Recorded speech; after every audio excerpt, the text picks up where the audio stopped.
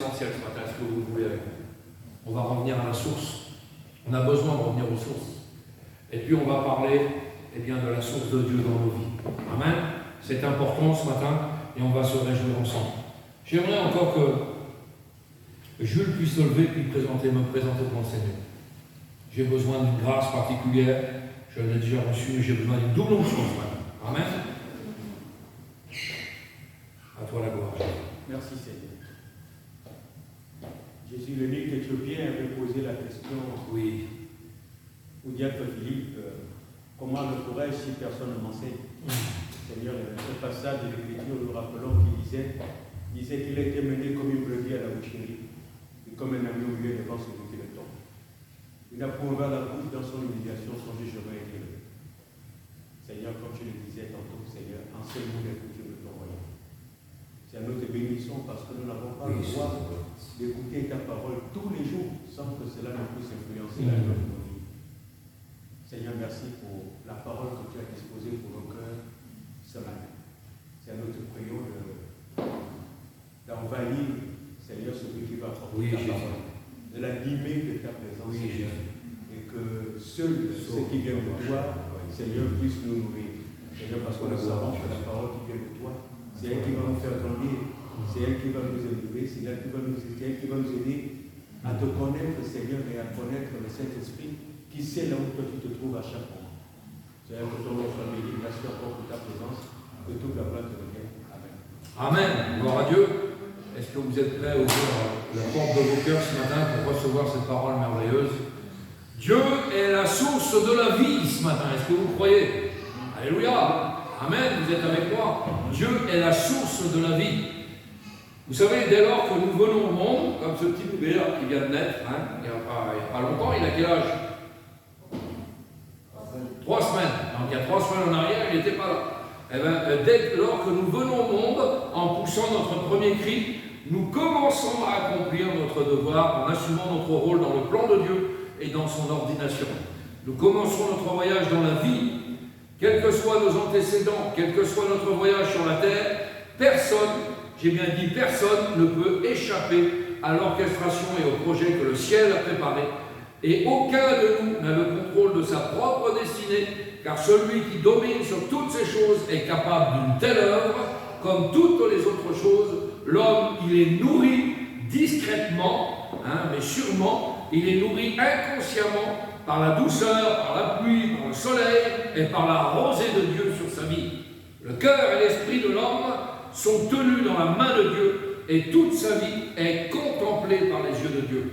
Peu importe que tu crois, peu importe que tu ne crois pas, tout évoluera selon les pensées de Dieu. C'est de cette manière que Dieu préside sur toutes choses. Amen. Et ce que l'on dénomme la source, l'obia, eh bien ce sont les paroles de Christ. C'est l'eau vive pour étancher la soif spirituelle. Est-ce que vous avez soif ce matin? Si on a soif, on peut aller boire un verre entre amis, entre copains, mais on aura toujours soif. À cette source-là, on aura toujours soif. La source du monde est une source qui donne toujours soif. Mais la source qui vient de Christ, la Bible dit que vous n'aurez plus jamais soif si vous buvez de cette eau-là. C'est quelque chose de merveilleux. C'est l'eau vive pour étancher la soif spirituelle. Le Saint-Esprit également est la source inépuisable de la vie de Dieu en nous. Et Dieu est la source de vie de l'homme. Alors nous avons là, la Bible qui est la parole de Dieu. Nous l'avons là, celle-ci. Voilà. Il n'y en a qu'une, il n'y en a pas 50 000, il n'y en a qu'une, une parole de Dieu. Cette Bible-là, j'aimerais vous parler de ça ce matin. Vous savez, aujourd'hui, beaucoup d'églises, beaucoup de chrétiens, beaucoup de mouvements veulent des guérisons, des miracles. C'est merveilleux, pas de problème. Ils veulent la sanctification, très bien. Ils veulent des cadeaux de Dieu, encore très bien. La grâce de Dieu, très bien. Beaucoup d'assemblées aussi n'ont pas ces choses. Pourquoi? Parce qu'ils oublient bien souvent l'origine. L'origine qui est le principe même de Dieu. Alors qu'est-ce que c'est l'origine? J'aimerais ce matin vous parler de la source. La source, pour certains, du retour à la source. Il y en a qui se sont éloignés de la source. Le Seigneur a un mot pour eux ce matin. Ceux qui se sont éloignés de la source, il faut qu'ils reviennent à la source. L'origine de la source. Et nous voyons même que dans le principe même de Dieu, dès la création du monde et dès le commencement de la parole, nous voyons l'importance de la source. D'ailleurs, même le mot commencement est synonyme de mot source. C'est un lieu, dit la Bible, dans Jérémie 17, verset 13, c'est un lieu où sort de la terre une eau courante, une eau vive. Voilà ce que c'est une source. Jean 1, verset 1 nous dit quoi? Au commencement était la parole. Au commencement, et je vous ai dit que le mot commencement, c'était un synonyme du mot source. Qu'est-ce que ça veut dire? Eh bien, vous savez, les êtres humains peuvent se croire bien vivants, mais la parole de Dieu déclare que sans Dieu, le seul vrai Dieu dans votre vie, nous sommes morts par nos fautes et dans nos péchés. Alors ce matin, il serait bien que cette source d'eau vive puisse jaillir dans nos vies. C'est le commencement. C'est la première partie d'une action. Attardons-nous sur le mot source ce matin. C'est le point de départ d'une chose, l'origine d'une chose. C'est ce qui nous fournit un thème ou une idée. Par exemple, dans Genèse 1, verset 1, au commencement où Dieu créa les cieux et la terre. Amen, c'est quelque chose de merveilleux. Là, nous voyons l'origine du monde, tel qu'il est aujourd'hui. Le mot source est aussi autre chose. Vous savez, il faut une naissance, il faut un prémisse, il faut quelque chose pour démarrer. Le mot source est aussi le petit filet d'eau qui sort du rocher. Tiens, le rocher, ça me parle, on va en parler après. Ça sort du rocher et ça donne naissance à un ruisseau, puis à une rivière, puis à un fleuve, puis il remplit les mers, puis il remplit les océans, et par évaporation, ça fait un nuage et ça redonne la pluie, etc., etc. Oui, imaginez un petit peu la nature, comment elle a été faite. C'est quelque chose de merveilleux, de quelque chose de sensationnel. Le cycle est fait, le cycle de Dieu. Ah, c'est quelque chose de merveilleux.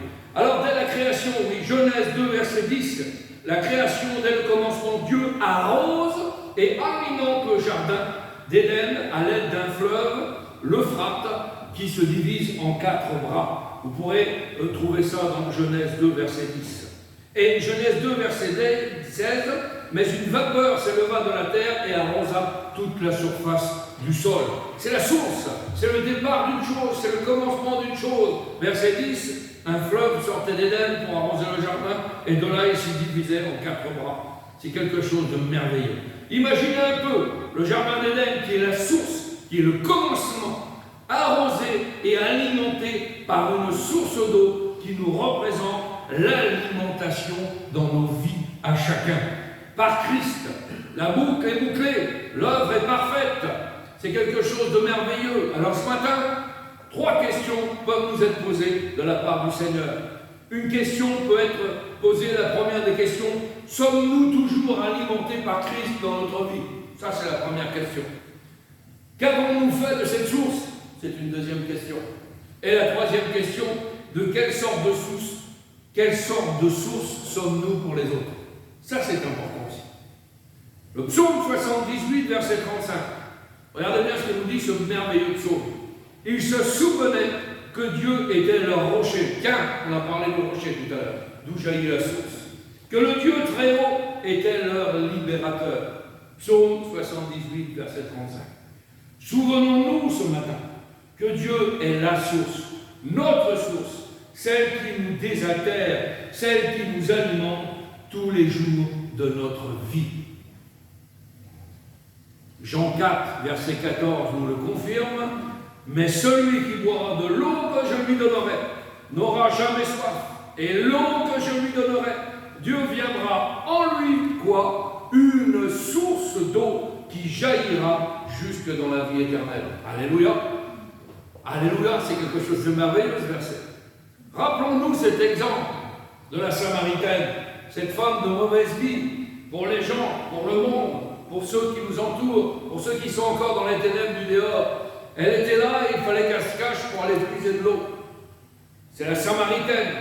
Elle avait puisé de l'eau, mais pas à la bonne source. Vous avez compris? Et cette source du monde ne désaltérera jamais.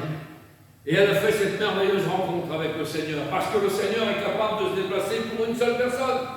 Le Seigneur est capable de prêcher à une seule personne. Il fallait que ça soit dans son plan de route. Et il a croisé sur sa route la Samaritaine. Et il a dévoilé sa vie. Et il lui a parlé. Et cette dame s'est convertie. Cette Samaritaine, à la fin de cette histoire, vous verrez, elle laisse les cruches d'eau au pied du puits et elle court dans le village pour témoigner qu'elle avait rencontré le Sauveur du monde. C'est quelque chose de merveilleux. Quand on a rencontré Jésus, on n'est plus pareil. Quand on a rencontré Jésus, on ne peut plus tenir ça en nous. Il faut qu'on le partage à ceux qui nous entourent. C'est un feu bouillonnant dans notre vie. Un autre verset qui nous dit dans l'Apocalypse 22, nous dit quoi? Que celui qui a soif vienne. Alors je ne sais pas si vous avez soif ce matin, je ne sais pas si vous avez faim ou soif, mais si vous avez soif de la parole de Dieu ce matin, eh bien le livre de l'Apocalypse 22 nous dit que celui qui a soif vienne. Es-tu au bon endroit? Alors venons ce matin nous désaltérer ensemble, que la pluie de l'arrière-saison tombe sur nous ce matin. Viens nous arroser, Seigneur, nous avons besoin de cette pluie du ciel qui tombe sur nos vies. Nous avons besoin qu'il déverse en nous cette source de bénédiction. Psaume 36, versets 9 à 10. Tu nous abreuves, Seigneur, au torrent de tes délices, car auprès de toi est la source de la vie. Auprès de toi est la source de la vie. Pas ailleurs, pas au café du coin, pas dans la famille, pas là-bas, pas là-bas, non. Auprès de toi, Seigneur, est la source de la vie. C'est une promesse que Dieu nous a faite. Mais bien souvent, vous pouvez observer aujourd'hui autour de vous, et la nature nous parle, tantôt d'une manière, tantôt d'une autre, le Seigneur nous dit qu'il nous parlait. Mais à travers ce qui se passe aujourd'hui autour de nous, nous voyons, eh bien, nous pouvons comprendre ce que la parole de Dieu veut nous dire. Mais bien souvent, quand on observe des ruisseaux, des cours d'eau, autour de vous, vous pouvez observer les crues, les inondations. Vous avez vu, et ça peut être semblable à une vie chrétienne. Quand il y a des inondations, bien souvent, eh bien, ces inondations, ces crues, charrient les encombrants de la vie. Je les ai appelés les encombrants de la vie. Il y a des choses qui partent avec. Il y a des choses qu'on ne voudrait pas recevoir. Ça emmène les voitures, les troncs d'arbres, les détritus, tout ce qui est sur la trajectoire de ce déboulement d'eau-là, eh bien, ça jaillit. La source d'eau qui a jailli dans nos vies s'est embarrassée des fois des choses encombrantes de la vie. Et il y a des choses qu'il faut qu'on délaisse. Et il y a des choses qu'on ne doit pas s'encombrer. De détritus, d'obstacles, de branches, de douleurs, de regrets. C'est des choses qui nous encombrent la vie, Seigneur. Alors nous ne pouvons pas dissocier, laissez-moi vous dire ce matin que nous ne pouvons pas dissocier la source de l'eau. C'est indissociable. Qui parle de source, parle d'eau. Mais laissez-moi vous dire que la source n'est bonne que si l'eau qu'elle produit est bonne. Est-ce que vous avez compris ce que je veux dire ce matin? La source n'est bonne que si l'eau qu'elle produit est bonne. Alors, si nous avons cette bonne source qui est Jésus, pas de problème. Il peut sortir de nous que de bonnes choses. Mais si nous avons la source du monde en nous, il peut sortir aussi des choses qui ne sont pas bonnes de nos vies. Alors ce matin, la parole de Dieu nous dit pas de mélange, pas de compromis. Jacques 3, verset 11, nous dit quoi? La source fait-elle jaillir par la même ouverture l'eau douce et l'eau amère? C'est impossible. C'est impossible. Comment dans nos propres bouches on peut bénir et maudire en même temps? Ce n'est pas possible. Pourquoi notre source ce matin peut avoir été souillée? Eh bien parce que nous avons laissé entrer des choses impures dans nos vies qui ont corrompu l'eau. Vous savez, j'ai l'habitude de voyager et dans certains endroits, que ce soit en Afrique ou ailleurs, l'eau des fois croupit. Elle est infectée de microbes. Elle n'est pas bonne. Vous avez vu, il y a eu des grandes épidémies par rapport à des petits moustiques. Vous avez vu ça? L'eau est stable, les petits moustiques viennent dedans, ils sont dedans, ils polluent l'eau, et l'eau là est consommée, et à ce moment-là, eh bien, cette eau infecte. Elle est infecte, et c'est un synonyme de maladie. Si tu as bu de l'eau, de cette source du monde, de l'eau amère ce matin, eh bien le Seigneur est encore capable de nous le reprocher, bien sûr, mais il est capable encore de changer cette eau. Il est encore capable parce que nous avons le Dieu du recommencement, nous avons le Dieu du renouveau, nous avons le Dieu qui est capable d'un seul mot de changer toute situation. Et c'est un reproche qui est fait. Dans le livre de l'Apocalypse 2, verset 4, regardez ce reproche à l'église d'Éphèse. Ce que j'ai contre toi, c'est que tu as abandonné ton premier amour.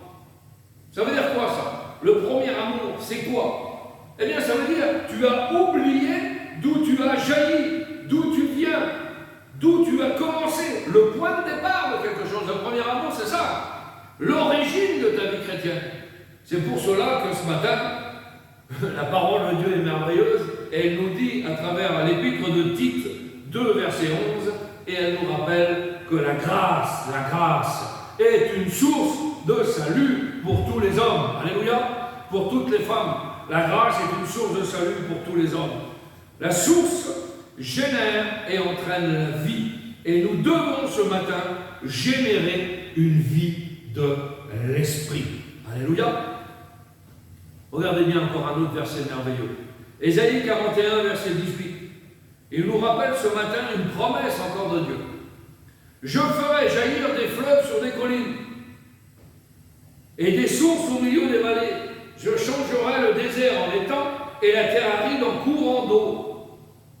Attendez. On va être un petit peu intellectuel ce matin.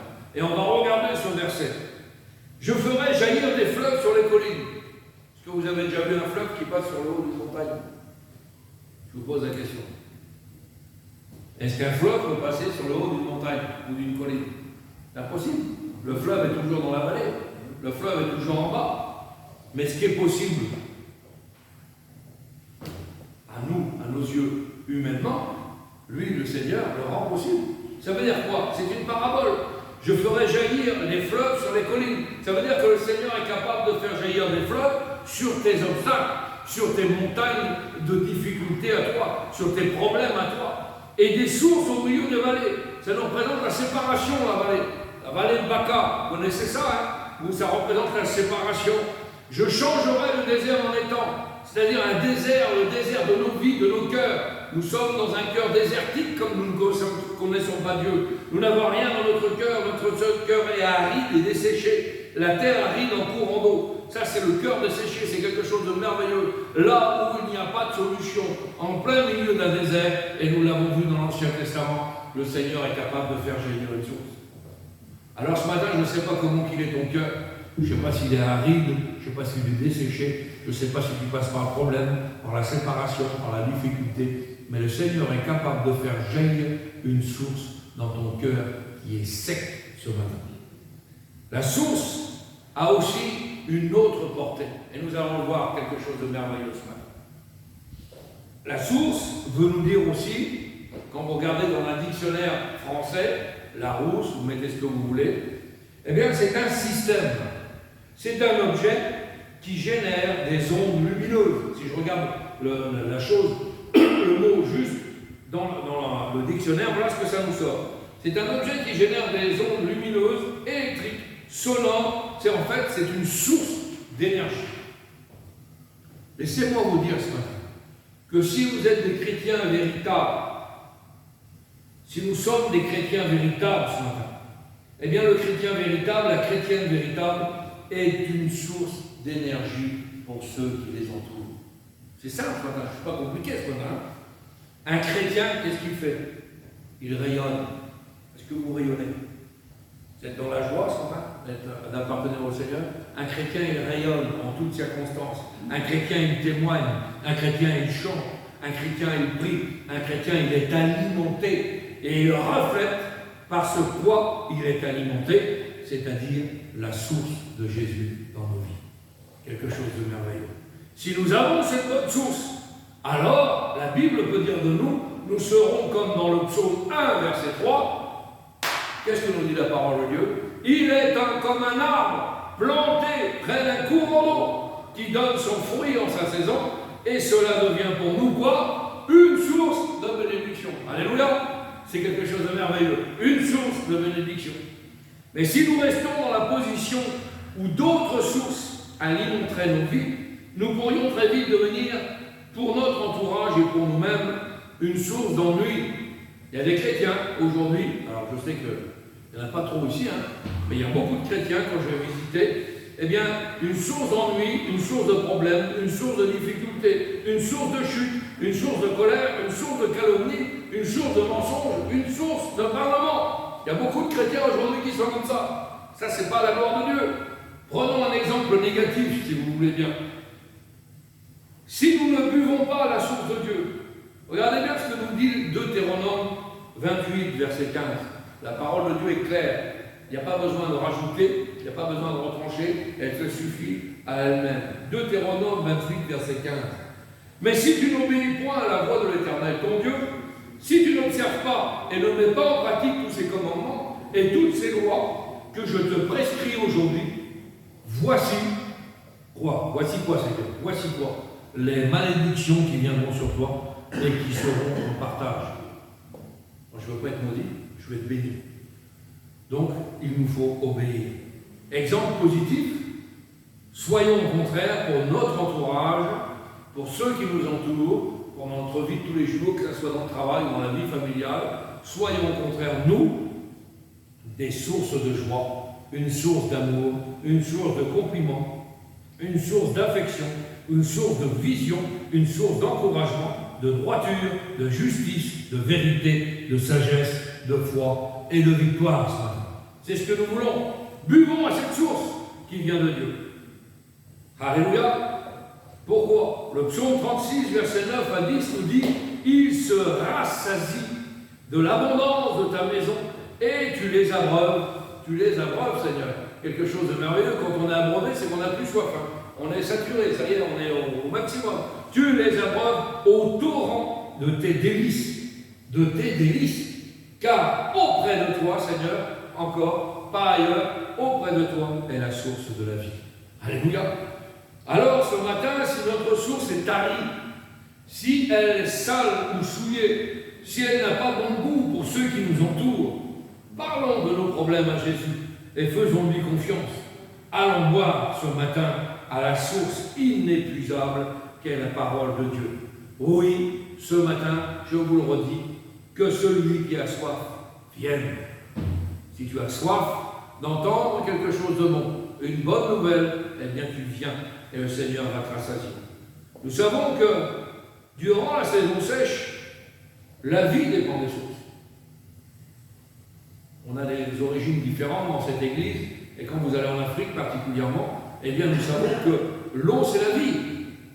Et il y a des endroits où il ne tombe pas de l'eau toute l'année. Vous comprenez, c'est pas la Bretagne, hein, vous avez compris. Donc, eh bien, nous savons que durant la saison sèche, la vie dépend des sources. Elle dépend des puits et elle dépend des citernes. Et la parole de Dieu nous parle de ça. C'est quelque chose de merveilleux. Pas de vie sans eau, pas de maison sans point d'eau. Ce qui est banal dans notre région, en Bretagne, eh bien, devient crucial dans certains pays. Tel celui de la Bible, à l'époque, où il ne pleuvait pas pendant plus de la moitié d'une année. Il faut imaginer un petit peu. Alors, durant la saison sèche, la vie dépend des sources. Elle dépend des puits et elle dépend des citernes. J'ai regardé un petit peu dans la parole de Dieu l'enseignement. Un puits est différent d'une source. Il appartient à un groupe, il est creusé jusqu'à la source, et ce puits qui appartient à un groupe qui l'a creusé, c'est une propriété collective. C'est-à-dire qu'elle est collective, cette source. Et elle est réglementée. Par exemple, comme on voit avec le puits de Jacob, fait boire les moutons et allait les faire paître. On faisait même boire le bétail avant les humains. C'est spécial, hein? C'était à l'époque, c'était comme ça, il y avait une réglementation. Au contraire, les citernes ressemblent à des puits. Elles ressemblent à des puits. Mais c'est de l'eau de pluie qu'on y stocke pendant l'hiver. C'est-à-dire que c'est un stockage d'eau. Alors, à travers ces exemples, laissez-moi vous dire ce matin qu'un chrétien doit être abreuvé par la source, mais aussi avoir des réserves pour les temps difficiles. Est-ce que vous comprenez? Quand vous venez à la réunion, vous venez à la source, vous venez au pied de Dieu, et là vous êtes abreuvé, pas de problème. Mais si demain, vous êtes un temps de sécheresse spirituelle, que vous ne trouvez pas d'assemblée, que vous êtes seul chez vous, que vous êtes malade, que vous êtes à l'hôpital, que vous ne pouvez pas venir, à travers le confinement, on l'a vu. Si vous n'avez pas de réserve, si vous n'avez pas de pluie, et si vous n'avez pas réservé, fait des réserves de cette parole qui nous désaltère, eh bien souvent, ces vrais chrétiens sont tombés. Et j'ai vu beaucoup de chrétiens tomber pendant les temps de confinement. Pourquoi? Parce qu'ils étaient secs spirituellement et ils n'avaient pas de réserve. Rappelez-vous la parabole des 5 folles et des 5 sages dans la parole de Dieu. On a le temps, on verra ça, on fait notre vie, puis on verra. Il faut faire des réserves de pluie, de bénédiction dans la citerne. Et pour faire des réserves de pluie, de bénédiction dans la citerne, eh bien, il faut aller aux réunions, il faut avoir la lecture, il faut avoir la mise à part, il faut avoir l'enseignement, il faut avoir la prière, et il faut avoir la communion fraternelle, et il faut avoir toutes ces choses-là. Si un chrétien ne pratique pas ces choses-là, eh bien, ses réserves vont s'épuiser. Il ne faut jamais rester sur une bénédiction passée. Vous savez ça?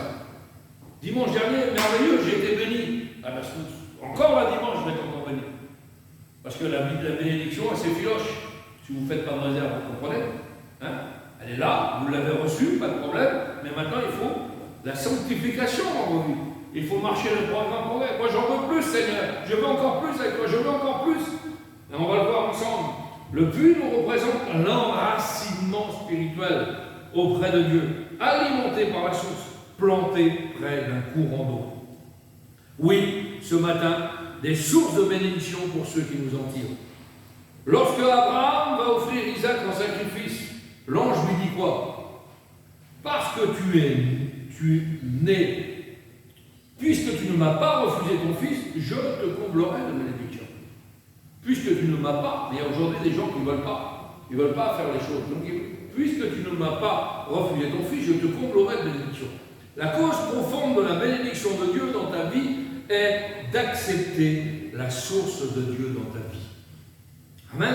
Alors ce matin, rappelons-nous qui est la source. Ce que la source nous a offert dans nos vies. Il y a un exemple merveilleux dans la parole de Dieu.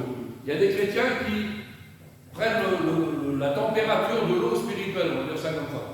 Hein, ils sont dans le bain, comme un beau lac ou une grande piscine, mettez ce que vous voulez. Imaginez, ça c'est le bain spirituel. On est bien, il y en a qui mettent les pieds dedans, c'est bon. C'est chaud, voilà, on ne va pas plus loin. Que nous dit la Bible? Que nous dit la Bible? Seigneur, j'ai de l'eau jusqu'aux chevilles. Ah, c'est bien, ça avance encore. Seigneur, j'ai de l'eau jusqu'aux genoux. Avance encore. Seigneur, j'ai de l'eau jusqu'à la taille. Avance encore, nous dit la Bible. Mais Seigneur, j'ai pas de pied là, je vais couler. Nage en pleine eau, dit la Bible. Abandonnons-nous à la source de Dieu. Que nous soyons vraiment prêts pour aller dans cette source, nager en pleine eau ce matin. Il ne faut pas avoir peur, le Seigneur est avec nous, la main de Dieu est sur nos vies. Rappelons-nous que cette source de Dieu doit nous remplir, nous submerger s'il le faut. Que notre coupe déborde ce matin. Alléluia. Que notre coupe déborde. Seigneur, ce matin, ouvre les écluses du ciel sur nos vies. Déverse sur nos vies ton torrent d'amour. Nageons en pleine eau ce matin. Que l'eau de l'Esprit inonde nos vies ce matin. Alléluia. Apocalypse 7, verset 17. Car l'agneau qui est au milieu du trône les paîtra et les conduira aux sources des eaux de la vie, et Dieu essuiera toute larme de leurs yeux. Malgré que tu sois dans le problème, la difficulté, toute cette semaine, j'ai vu des gens qui sont passés par le deuil au téléphone. J'ai eu des encouragements à donner à des gens qui passent par des situations dramatiques aux yeux des gens, aux yeux du monde, mais aux yeux de Dieu. C'est rien du tout. Si tu as des problèmes dans ta vie, des gros problèmes, ne dis pas Seigneur, j'ai des gros problèmes. Mais tourne-toi vers tes problèmes et dis problème, j'ai un grand Dieu. C'est pas la même chose. Et quand vous allez voir ça, le Seigneur va aplatir les montagnes. Il va tuer les Goliaths de ta vie ce matin, parce que tu lui fais confiance. L'agneau qui est au milieu du trône les paîtra et les conduira aux sources des eaux de la vie. C'est à ces sources-là que nous voulons aller. Et Dieu essuiera toute larme de leurs yeux ce matin. Encore un autre merveilleux verset, Apocalypse 14, verset 7. Il disait d'une voix forte, craignez Dieu et donnez-lui gloire, car l'heure de son jugement est venue, et adorez celui qui a fait le ciel et la terre, et la mer, et quoi, et les sources d'eau. Ce matin, il faut vraiment que nous puissions aller dans cette source-là, puiser de l'eau merveilleuse qui vient du ciel. Amen. Vous voyez, le message n'est pas compliqué ce matin. C'est très simple. Mais aujourd'hui, il faut qu'on revienne à l'essentiel. Beaucoup de gens, comme je l'ai dit, beaucoup de gens tournent autour de Dieu. Mais ce n'est pas tourner autour de Dieu qui va vous sauver. C'est d'accepter le Seigneur dans votre vie. Lorsque Dieu est notre source, lorsque Dieu est vraiment notre source à nous, alors nous devenons une ressource entre ses mains. Quelque chose de merveilleux, ça. Nous devenons une ressource entre ses mains. Et puisque vous n'allez pas donner à boire à quelqu'un si vous n'êtes pas désaltéré, vous avez compris ça. Si vous en avez trop, si vous en recevez trop, vous pouvez donner. Mais si vous n'avez pas assez pour vous-même, qu'est-ce que vous voulez partager? Il faut vraiment que le Seigneur inonde nos vies ce matin. Il inonde nos cœurs. Et nous voulons ce matin, eh bien, aller puiser à cette source merveilleuse. Parce que le Seigneur et la parole de Dieu et le Saint-Esprit sont source de bénédiction pour nos vies ce matin. C'est le principe même de la création, c'est d'être arrosé, irrigué par la source de Dieu. Alléluia ce matin. Est-ce que vous voulez être arrosé de cette source ce matin? Est-ce que vous voulez que cette source inépuisable puisse entrer dans vos vies, dans vos cœurs? Est-ce que vous voulez ce matin que nous soyons remplis de cette source, que nous soyons, Seigneur, plantés près de ce courant d'eau, que nous soyons des vaillants héros, que nous soyons des vaillants guerriers ce matin? Eh bien, ce matin, nous voulons être alimentés, enracinés dans les sources de Christ ce matin. Alléluia. Seigneur, nous voulons te bénir, te rendre grâce, te dire merci pour toutes choses ce matin. Merci pour ce message, Seigneur, d'efficacité, parce que, Seigneur, tu nous rappelles